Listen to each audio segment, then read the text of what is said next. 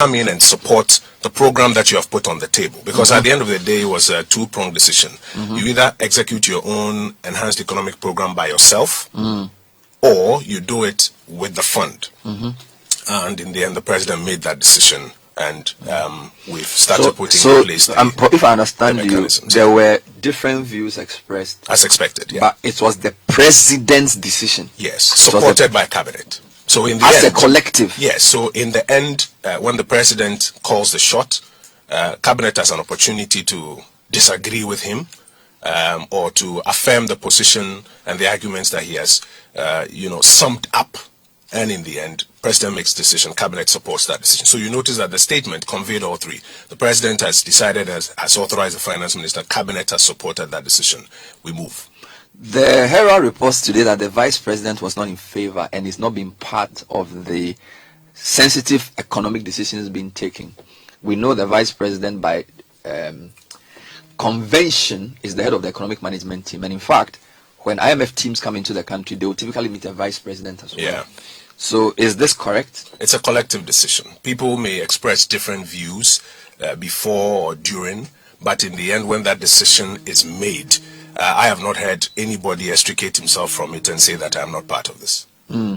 But in terms of the finance minister leading the delegation, if you listen to him carefully in February, he said the consequences are dire. Yeah. So it's not even appear. It is quite clear that he deeply resents having to go and meet the IMF. Because, well, not having to go to meet the IMF, but having to go to the IMF for a balance of payment program. Because I think we must distinguish the fact that we are members of the fund. In fact, just last year, we took $1 billion from the fund. Yes. So it's not about going to meet the fund generally. It's about going for a balance of payment program. Yes. Okay. Now, a BOP program comes with some conditionalities. Yeah. And a lot of finance ministers all over the world, or in places where finance ministers are just managing the treasury, the ministers for the economy will tell you that whenever you go for these programs that come with conditionalities, they limit your ability to spend on what you consider as your own priorities. And therefore, you find a lot of finance ministers not being in support of that. But when you look at all the data as available to us now, and the constraints that we find ourselves in, the fund being requested to come in to support our bigger program is the way to go. And that's why, despite anybody's personal initial views, when the boss calls the shot and gives the instructions, we go. But the man who sits at the top of the economic decision making by the president is the Minister of Finance. And I said, and the points he made were not his personal views, because this was official engagement on the e-levy. Yeah. And based on the data available to him, he says, we will not go to the IMF for a BOP support.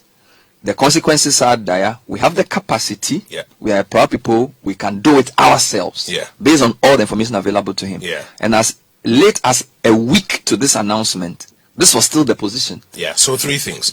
Actually, the man who sits at the top of economic policy is the president. He takes ultimate responsibility for it. Management on a day-to-day basis, the vice president and the EMT will handle it.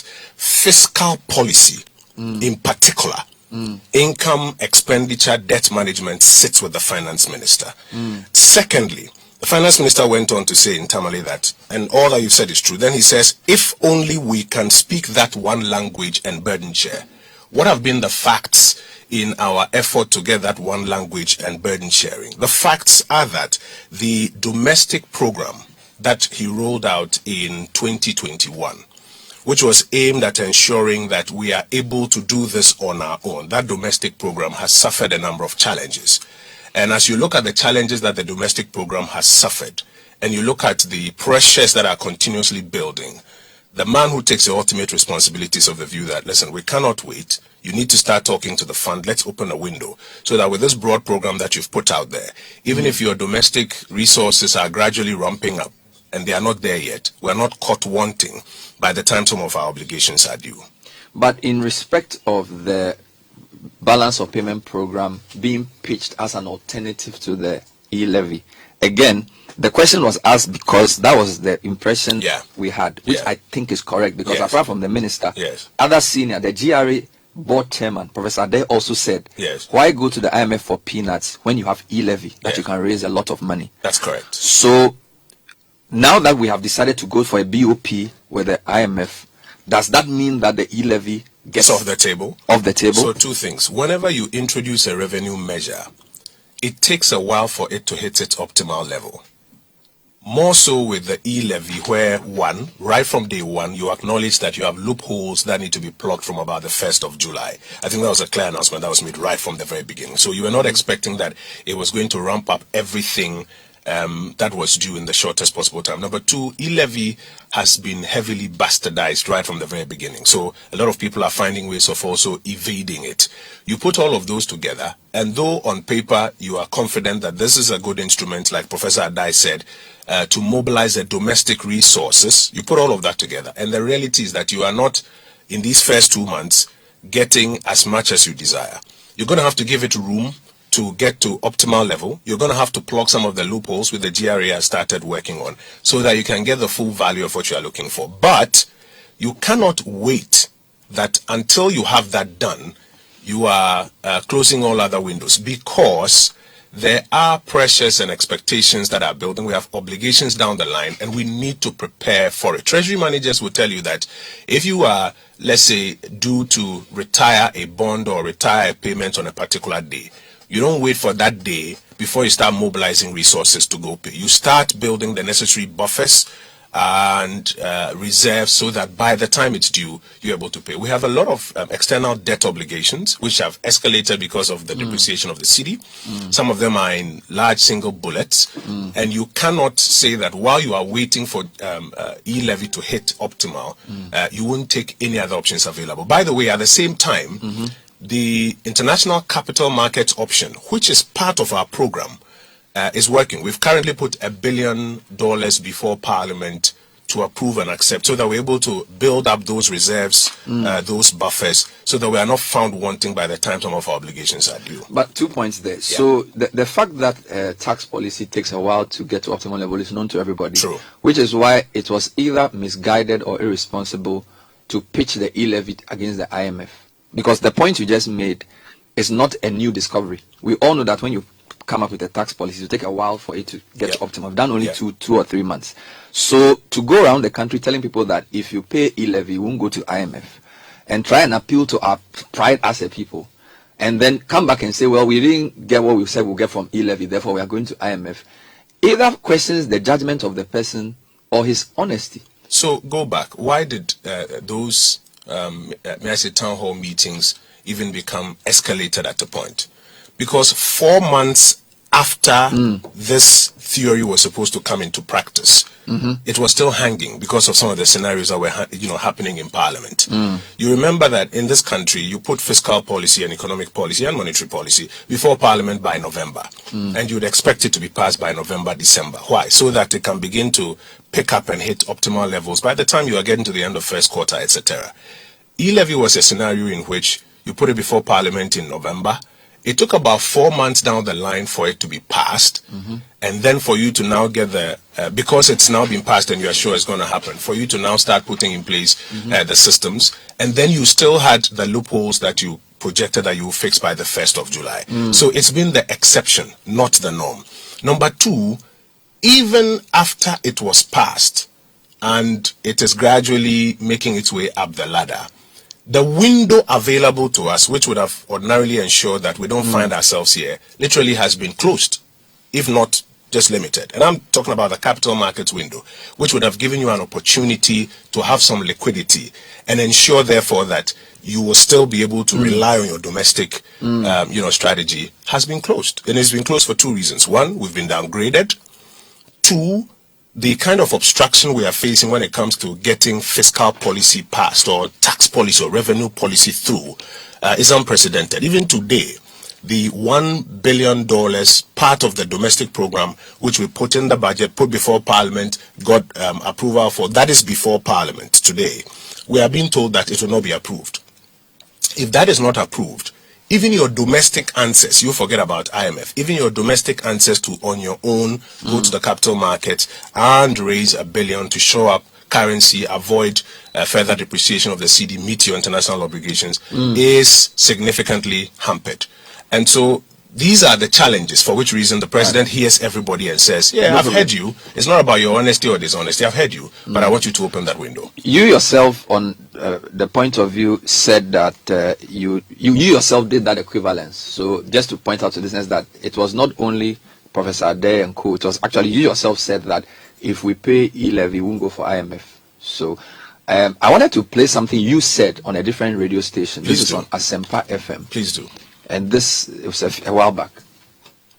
Report, and in that Moody's report, they seem to put a whole lot of premium on the IMF, and the discipline that comes with it. I meet all the benchmarks are free and whole benefit. That's a fair point. With that, wouldn't you probably credit the administration to take a decision to go to IMF? Administration now already money card pay now or the money koja IMF no. So what should we credit him with? Already money card pay now if you're the echo IMF no.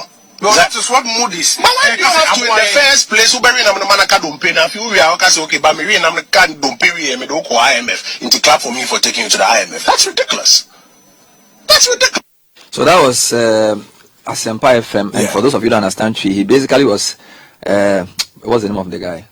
Obi was asking Kojo whether the previous administration should be credited for the macro stability at the time. No. Please play it again. He says whether the previous administration should be credited for going to the fund. No. He says because the report said that it was going to the fund that brought the macro stability. That's and then you said the administration that quote unquote chewed the bones, chewed the meat down to the bone. Why should we credit them for going to the IMF? No, I said, what should we credit them for? Is it the chewing of the meat down to the bone, or is it the going to the fund to cure the chewing of the meat down to the bone? If you go back to the question that he asked me, he read the Moody's report, and he said, the Moody's report says that going to the fund brought stability. Should we not credit the NDC for going to the fund? And I said, well, going to the fund is not just going to the fund. You go to the fund because of something.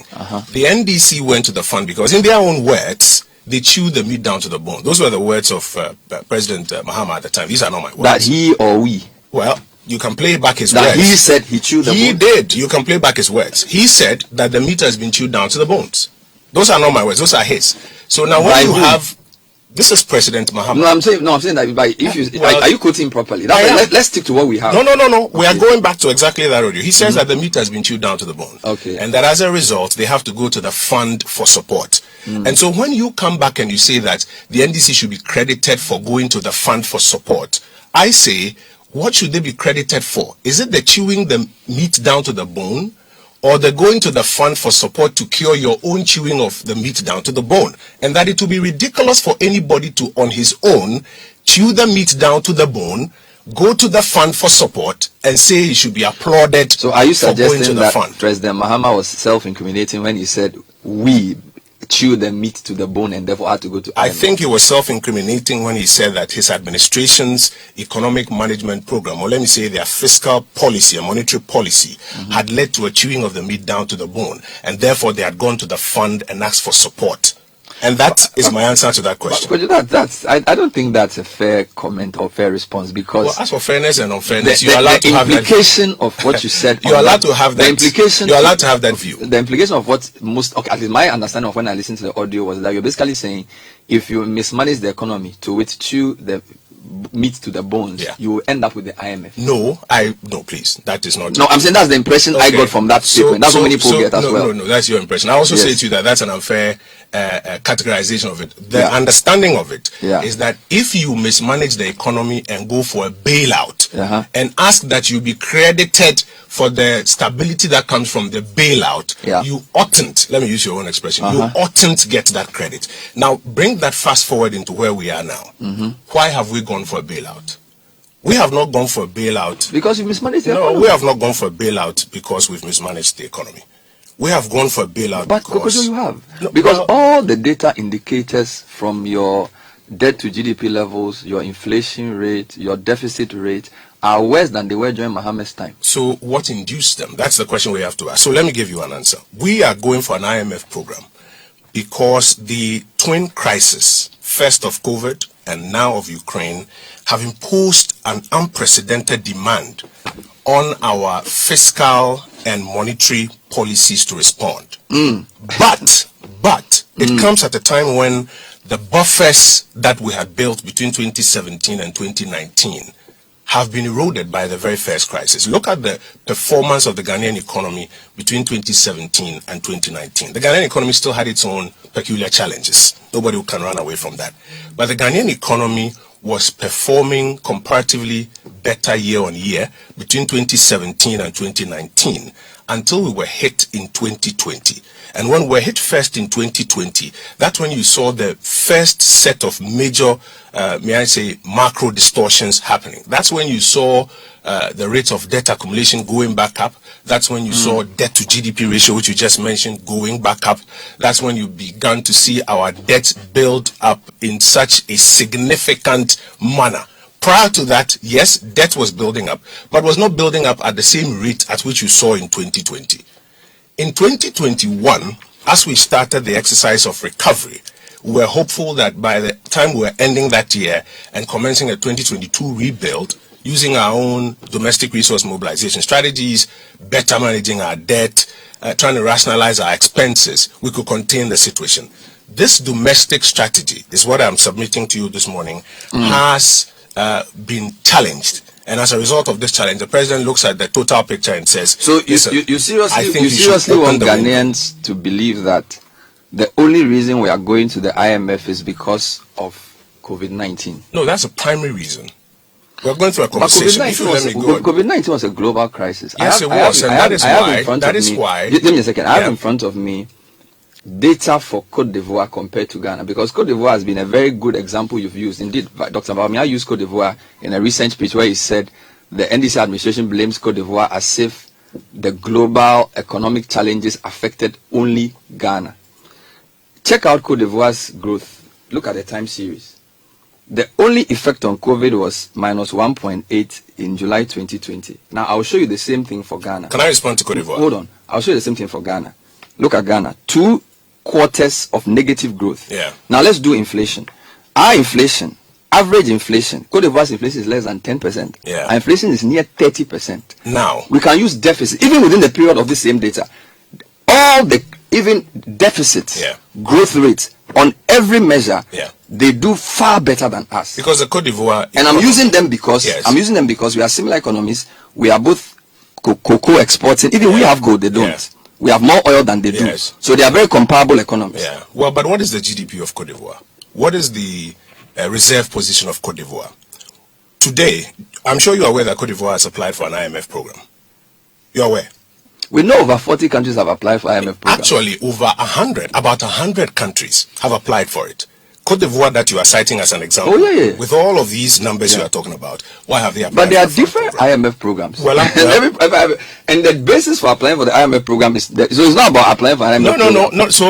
So check it out, and then let's find out what they have applied for. What Ghana is looking to get. Kenya, with all the macro stability that the Kenyan economy has and the robustness of the Kenyan economy, they have applied for it. Egypt has applied for it. Tunisia has just started the conversations. So we can do the comparatives. But I want to go back to why Ghana has gone. The primary reason, as I've explained to you, is that the twin crisis, as I've explained, and it's a matter that is well known. But beyond the general points of the twin crisis, our domestic program, as I mentioned, which was ordinarily what would have helped us respond without going for a balance of payment support program, has also been challenged. And I've given you examples of, for example, how it's taken 4 months to get revenue measures through, and even when they got through, they are yet to hit optimal level. But one of the major things that has affected us is our downgrade. And therefore our inability to access the international capital markets. Because if you could, on an ordinary basis, access the international capital markets, what would have happened is that by this time, after budget had been read, you'd have been able to mop in some hard currency, which would ensure that even if for whatever reason domestic production and export and balance of trade and balance of payment was therefore not happening at the rate at which you want it to happen, you will still be able to mop in some forex to service, in particular, your international debt obligations, to hold your currency, and then it will also provide some liquidity for parts of your fiscal program. Yeah, but Kojo, we were not downgraded. We were downgraded for a series of reasons. Yes. So it is now who caused some? Well, that's the question. So let's go through the now who caused some. One of the reasons for which we've been downgraded, I'm not saying it's the only reason. One of the reasons for which we've been downgraded is the fact that in 2020 we took on a lot of debt as part of our COVID management program. And what it did was that it made debt sustainability hit the roof. If you read, I was reading I think it was Moody's that did the downgrade. If you read the report, one of the things it talks about is the escalated debt, which escalated debt was most pronounced in 2020. Another thing it says, and it says this in very fine language, but if you interrogate it, it's the same thing, talks about some of the governance pitfalls that we're beginning to experience in Parliament.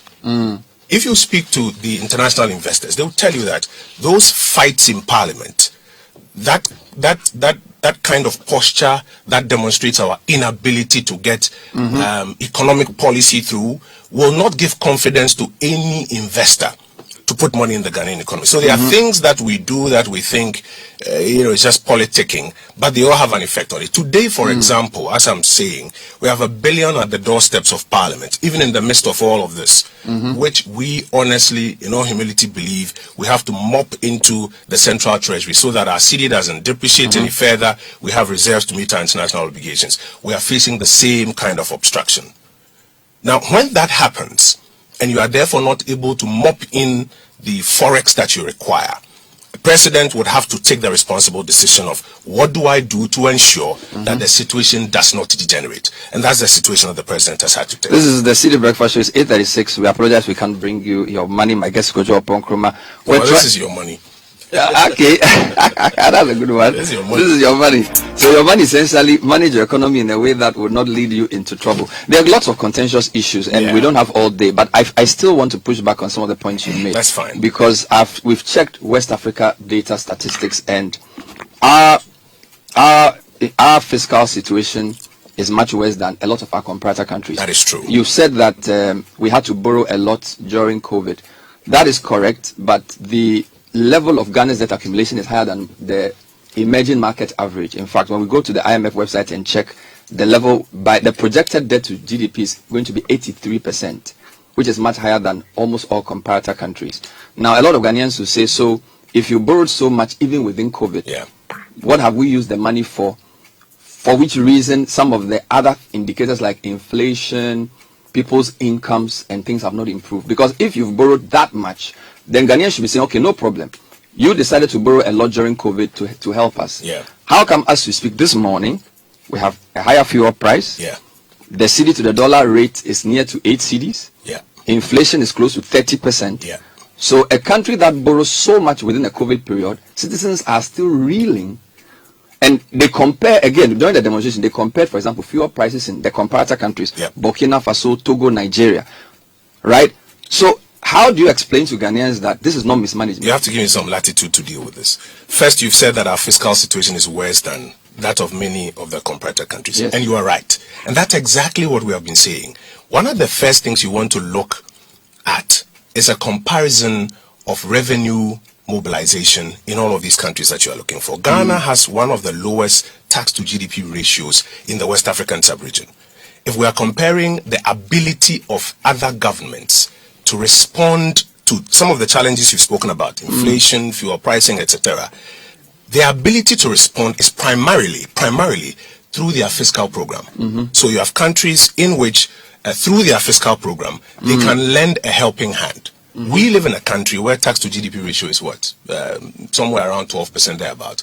OECD countries are supposed to be doing about 25%. It's not that the GDP is not being produced. It is being produced, but how much of it comes back to the national kitty or to the treasury to enable the administration of the day, be it NDC, MPP, PPP, whoever, respond to some of these concerns?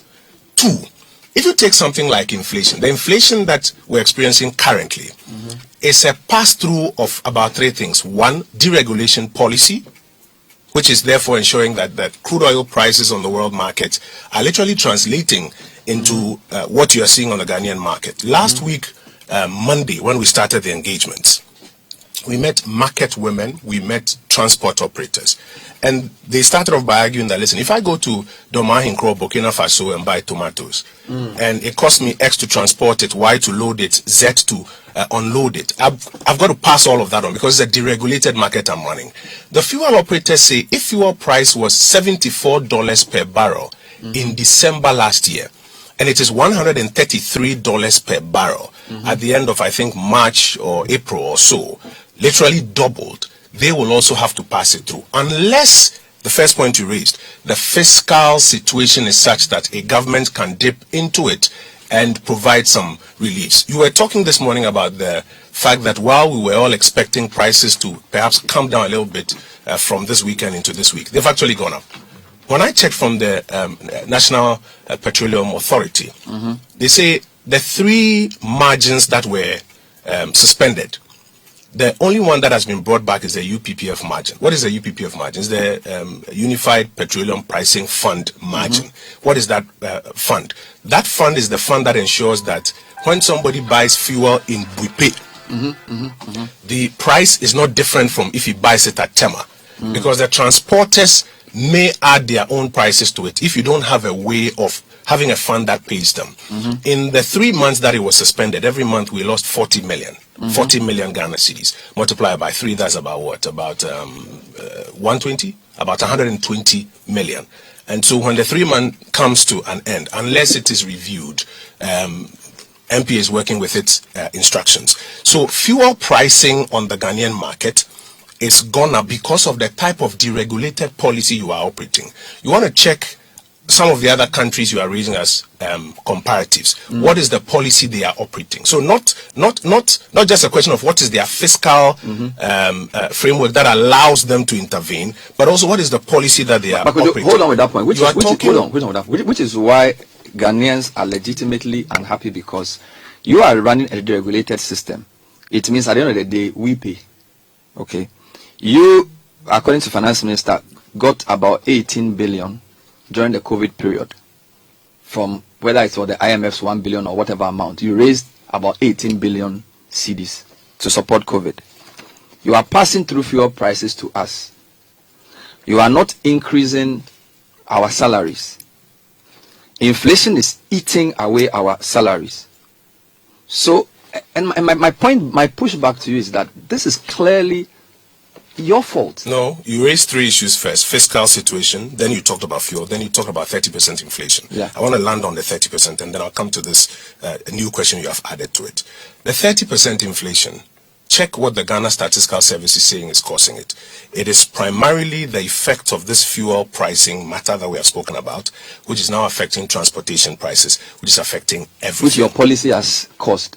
It is the national policy we've been operating. Unless you, Bernard, are telling me that we should now move from a deregulated fuel system into a regulated one. But there are 7 tax components you can do something about. What is the total tax? Probably 24%. And therefore, if you compare that to 100% increase in fuel prices, if you took away all the taxes today, because even the example of the margins that were taken away, just now extrapolate it. If you took away all the taxes today, will the price of petroleum products on the market necessarily come down? The answer is no. It will be much lower than it is. Well, of course, it will be lower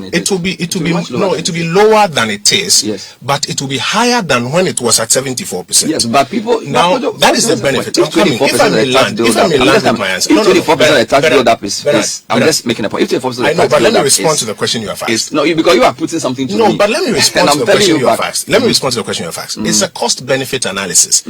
On one breath, if you take away, let's say, the taxes on it, which you are saying is 24%, if you take it away, the benefit that the average Ghanaian is expecting is that at least fuel prices will be halted where they are or will not go up any further. Relief. The reality on the market, and by the way, that suggestion is still, may I say, at large. We have this weekend coming up to look at the consequential measures that will go into media. So I'm not saying it cannot happen, but I'm saying the analysis so far is that the benefit you are expecting, which is perhaps a halt in the further escalation of fuel prices as compared to the cost.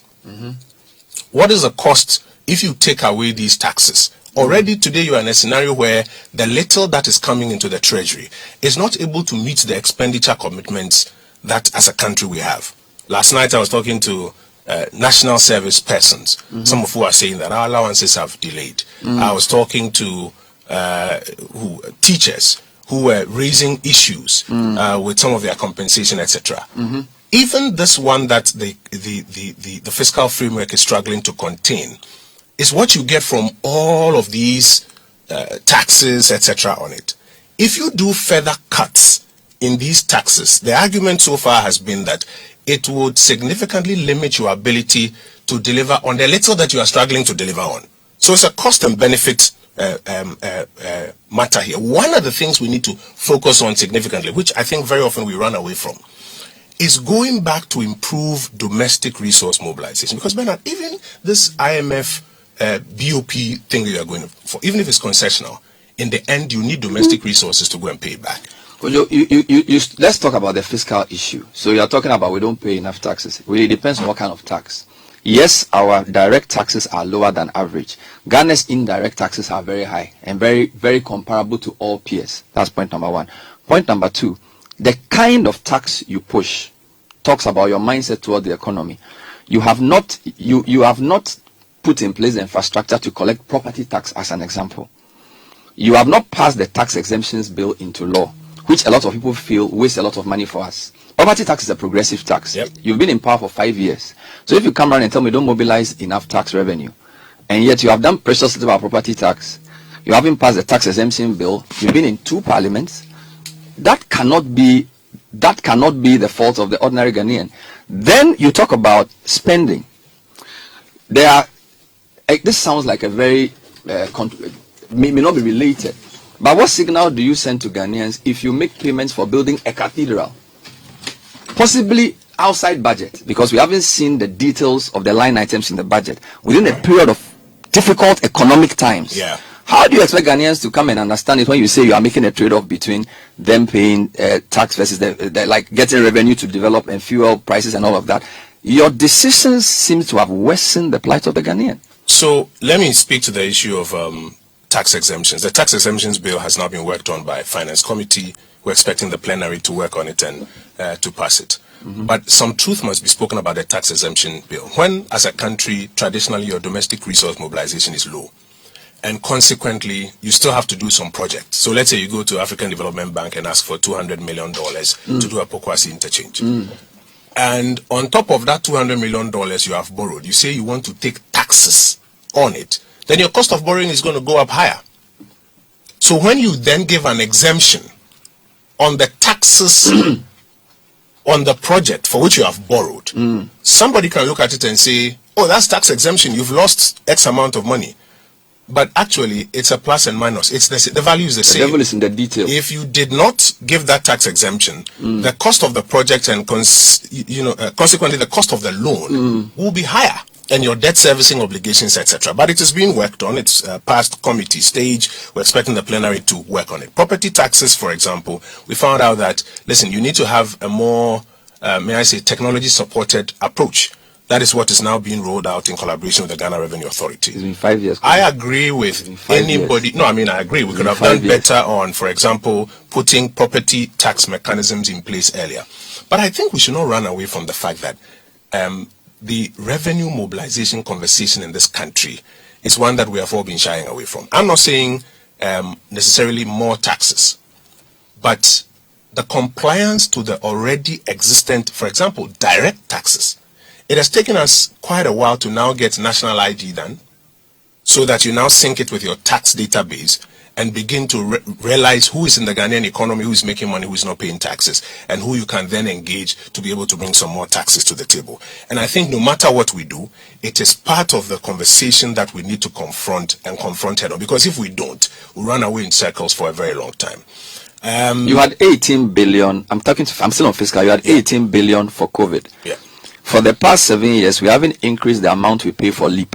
So the average LEAP family gets 32 cedis a month, which is 1 cedi a day since 2015. You raised 18 billion, some of which came through an IMF program, or an IMF money were entitled to 1 billion. Yeah. still your leap has not increased, which is possibly the most well-targeted. In fact, the World Bank says the leap is the best targeted social intervention program. This is the World Bank's view, and we cannot argue with that. We can't, but not for here. Yeah. So if you raise 18 billion, you haven't even increased leap by 1 peso, and you are spending money on things that many people consider unnecessary. How then do you come back and say that it's not your fault? Because I'm coming back to the fiscal issue. Let me deal with the 18 I'm coming back billion. to the fiscal issue. Let me deal with the 18 billion. So with respect, the 18 billion that was raised was not raised to increase leap. That's not what I'm saying. No, I'm saying, no, you kept... It was raised... No, you don't misconstrue me. No, I'm not. You kept... Can I explain to you my understanding of what you were... Earlier, you were telling me about your... Yeah, so leap is an example of a social intervention program. Yes, but the 18 billion that was raised was not raised with the objective. So what was it spent for? Well, it was spent on the COVID response program. The details, I don't have them before me, but the finance minister outlined them in Parliament, and the speaker has asked the joint committees of finance and health to go through the details. If by the time they are done with the details, you found anything there that is untoward or out of order, which includes I'm sure people and all of that. Yeah, I'm sure we can raise that. We can deal with that because I'm sure we can raise that. So I just want to make the point. No, just hold on. My point. The point. You asked the question. Let me make the point. No, I just want to explain that. My point is that if you have an emergency and you raise 18 billion, you've spent it on spraying, cooking for people and all of that. Medical bills of persons who were affected by COVID, infrastructure for some of the health institutions to help us to respond to COVID, etc., etc. All of that is part of it. I'm saying that as they go through the assessment of the numbers that have been provided by the finance minister, if we find anything untoward there, we can go after it. But it will not derogate from the... Listen, if you have a 400 billion CD problem, you need to raise revenue, let's say, of about 400 billion to be able to meet the obligations. And you are doing, 150. You can have a conversation about the proprietary nature of the application of some 5 out of the 150, and that's a fair conversation to have. And if anybody has misapplied, let's say, some 1 million, go after him. But Bernard, in all humility, it will not take away the fact that you need to come back and confront that gap between the 150 and the 400. I'm just saying that while that process exists, let's not reduce the entire conversation to there's some 5 million in the 150 that I have a problem with. Therefore, I don't want to deal with moving from 150 to 400. When in reality, we have to move to 400 to deal with that. But that's a fair point. But I still feel that because the citizenry must be involved in raising that revenue, the way government is perceived to spend money is very important as a signal. That is true. Which is why I come to an issue like the cathedral. Yeah. How do you justify the amounts we spent on a cathedral at the time we did? This whole cathedral matter, I think, has generated a lot of public brouhaha. I have honestly asked for a full brief to understand why we paid what at what point in time. So as I sit before you this morning, I don't have a full brief to enable me to speak to that matter. Our understanding initially is that it was supposed to be put together by the churches and the private sector with some seed support from the state. I don't have a full brief on the details of how that has gone. So I'm not going to go into that matter. The brief I have this morning, which is what I'm speaking to, is a broader conversation of how we are getting ourselves out of the economic doldrums in which we find ourselves. The option the president has opened that we speak to the fund to get some support in implementing our program, and how we should look to ensuring that in implementing that program, we will do it in such a manner that it just doesn't get us out of our balance of payment quagmire in which we are today, but it puts us in a situation where the major structural problems of the Ghanaian economy can be dealt with moving forward. Help us with the posture government is taking to the meeting. And I'm asking this because I recall when we spoke in March, before Finance Minister came up with this announcement, we had the impression some of our social programs, which many people consider too expensive, were on the table for discussion. Yeah. Subsequently, when Minister came to Parliament, he says, no, we will not. In fact, he zeroed in on free SHS. Says it will not be cancelled. At all. Yeah. But so what is with you going back to this conversation, IMF, is that still the position that free SHS is on the, it will not, it's off the table? So you see, when you say it's off the table, what do you mean? Is it up for discussion for streamlining? So up for discussion for streamlining will not mean cancelling. Okay. I think that sometimes words and concepts and their understanding, people, you know, when you say, let's say, it is fair to have a look or to examine, I think the word I used was to examine, people interpret it to mean that, it's going to be cut. That's not what we are saying. I have said, and I maintain, because it is what the president has said, that you have to look at all your expenditure items and examine which one can you still fully deliver, but perhaps at a lower cost. The fact that it is up for examination, with the greatest of respect, does not mean cancellation. So, you have a scenario where you have a number of social protection programs that you have rolled out as an administration. And as you're going into this fund program and you're also looking at the necessary expenditure rationalization measures, you're going to be asking yourselves, which one can you still deliver without necessarily spending as much as you had initially budgeted for? If push comes to shove and you have to consider which ones you may not be able to go forward with, all of that is fair to consider. Okay. It's early days. We are now going into these negotiations. It may not be wise to start drawing the line down that no, this one will not be affected, that one. But I think we must go into it with the mindset that the administration is minded to, as much as possible, protect what matters to the Ghanaian people. A lot of people are worried that what matters to them, public sector employment, some of the programs like the free senior high school program will be truncated. I think if the evidence of the recent past is anything to go by, we are minded to negotiate in a manner that seeks to protect what is in the best interest of the Ghanaian people. The programs that will ensure that people get jobs, people get incomes, they can improve their quality of life. As much as possible, they can get relief from the pressures that Russia, Ukraine, COVID, and the challenges to our domestic program are imposing on us. That is the framework, the mindset with which we are going into these negotiations. Usually and this is from previous history, you would notice there would be definitely calls for rationalization, whether it's of wages or in terms of employment or of some subsidy program. So that's the way IMF works. So there are many angles. Some are looking at size of government, some are looking at government flagships, and then some are looking at infrastructure projects. So again, I'm coming back to the mindset, because from what you are saying, is the president who sets the tone. And from the listening to the president, it's quite clear that when he was asked about the size of his government, he says the size of his government will deliver. So he didn't think it was such a big problem. His social policy interventions, he also seems quite strong in his head that they will work. So I'm just wondering what sort of concessions, because you don't forget your statement says you will present a statement, so you will present a program to the IMF at the end of the day. So it's not like IMF will tell you, they will suggest, but you will decide. So if you are not going to reduce size of government, if you are not going to touch some of your key or stop some of your key flagships, then where will the space come from? I think it's early days. I think we should give the team that is doing this. First of all, the task force is obviously chaired by the president.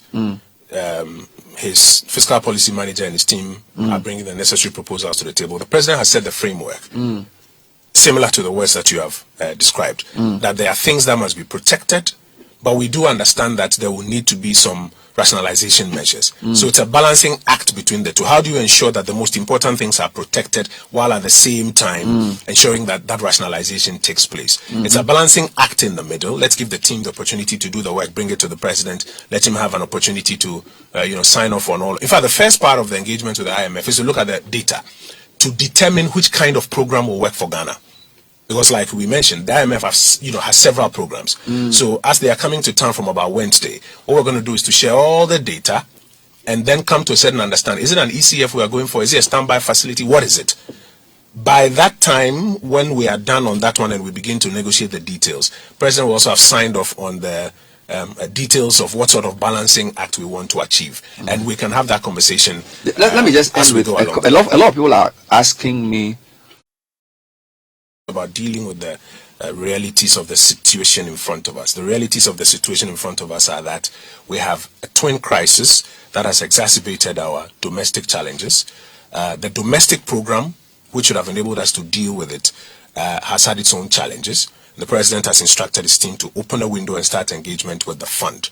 Let's give ourselves the opportunity to go through and arrive at a program that delivers best for the people of Ghana. I think what will happen is that at the end of the day, if we are successful in putting a good program on the table, executing it, exiting it like we've done in the recent past, and in delivering what is most important to the people of Ghana, a good chunk of this, a posturing. So when people say that the way politicians play political football with the economy, it erodes their own credibility, because if you've made, for someone like finance minister, if you've made a principled stance that the IMF program will not be good for us, should you not resign, or should you be the one to lead us to negotiate with them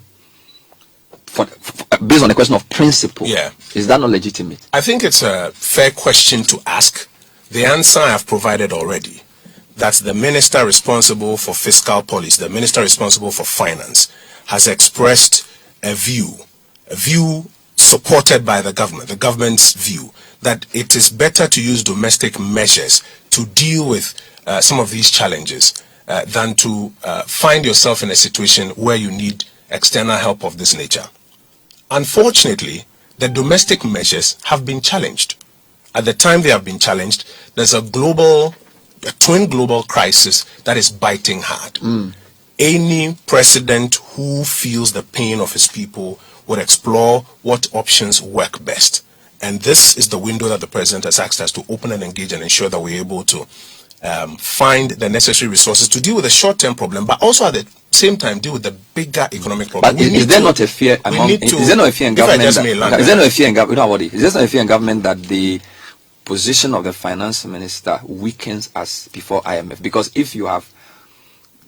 The president chairs the task force, as I've told you. The minister and his team are putting their details together. They will come back to the task force the president chairs. And the president is responsible for economic policy.